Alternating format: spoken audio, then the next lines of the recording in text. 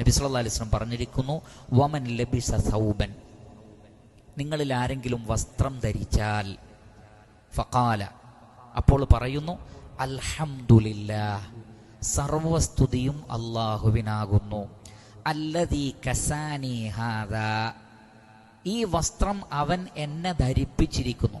അപ്പോൾ ഈ വസ്ത്രം നൽകിയത് അല്ലാഹുവാണ്.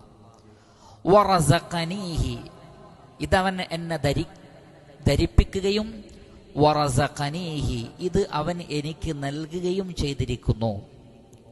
മിൻ ഗൈരി ഹൗലിൻ മിന്നി, എന്നിൽ നിന്ന് യാതൊരു ശ്രമവും ഉണ്ടായിട്ടില്ല, വലാ ഖുവ്വ, ഒരു ശക്തിയും ഉണ്ടായിട്ടില്ല.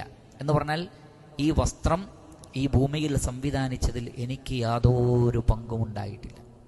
നേരത്തെ പറഞ്ഞതുപോലെ അള്ളാഹുവാണ് അത് ഇറക്കിയത്, അള്ളാഹുവാണ് അതിൻ്റെ എല്ലാ സംവിധാനങ്ങളും ഭൂമിയിൽ സംവിധാനിച്ചത്. മനുഷ്യൻ അത് കണ്ടെത്തുക മാത്രമേ ചെയ്തിട്ടുള്ളൂ, ബാക്കി എല്ലാ സംവിധാനവും അള്ളാഹു ചെയ്തതാണ്. അതുകൊണ്ട് തന്നെ മിൻ ഗൈരി ഹൗലി മിന്നി വലാ ഖുവ്വ, എൻ്റെ ഹൗലോ എൻ്റെ ഖുവ്വത്തോ ഒന്നും എന്നിൽ നിന്നില്ല, മറിച്ച് ലാ ഹൗല വലാ ഖുവ്വത ഇല്ലാ ബില്ലാഹ്, ഹൗലും ഖുവ്വത്തും അള്ളാഹുവിനെ കൊണ്ടാണ്.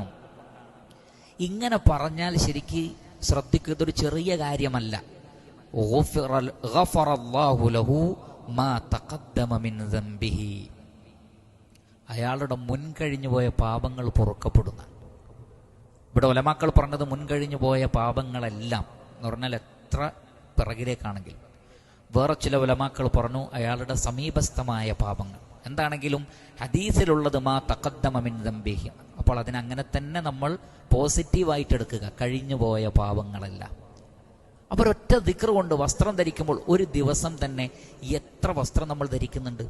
ഇത് മുഴുവൻ വസ്ത്രം ധരിക്കുമ്പോൾ മാത്രമല്ല, നാം ധരിക്കുന്ന ഒരു അണ്ടർവെയർ ആണെങ്കിൽ പോലും, അത് മാത്രമാണ് ധരിക്കുന്നതെങ്കിലും ഈ ദുആ പറയാം. കാരണം മൻ ലബിസ സൗബൻ എന്നാ പറഞ്ഞത്. ആരെങ്കിലും ഒരു വസ്ത്രം ധരിച്ചാൽ അതേത് വസ്ത്രവുമാവാം, അതേത് വസ്ത്രവുമാവാം, എല്ലാം അള്ളാഹു നൽകിയതാണ്. അത് അണ്ടർവെയർ ആണെങ്കിലും ശരി, തലപ്പാവാണെങ്കിലും ശരി, എന്താണെങ്കിലും ശരി, മൻ ലബിസ സൗബൻ എന്നാണ് പറഞ്ഞിട്ടുള്ളത്. അപ്പോൾ ഈ ദുആ പഠിച്ചു വെക്കുക. അൽഹംദുലില്ലാഹില്ലദീ കസാനി ഹാദാ വറസഖനീഹി മിൻ ഗൈരി ഹൗലിൻ മിന്നി വലാ ഖുവ്വ, ഈ വസ്ത്രം എന്നെ ധരിപ്പിക്കുകയും ഈ വസ്ത്രം എനിക്ക് നൽകുകയും ചെയ്ത അള്ളാഹുവിന് സർവസ്തുതിയും, എന്നിൽ നിന്ന് ഈ വിഷയത്തിൽ ഒരു ഹൗലും ഒരു ഖുവ്വത്തും ഉണ്ടായിട്ടില്ല. നമ്മുടെ മുൻകഴിഞ്ഞ പാപങ്ങളാണ് പൊറുക്കപ്പെടുന്നത്. ശ്രദ്ധിക്കുക.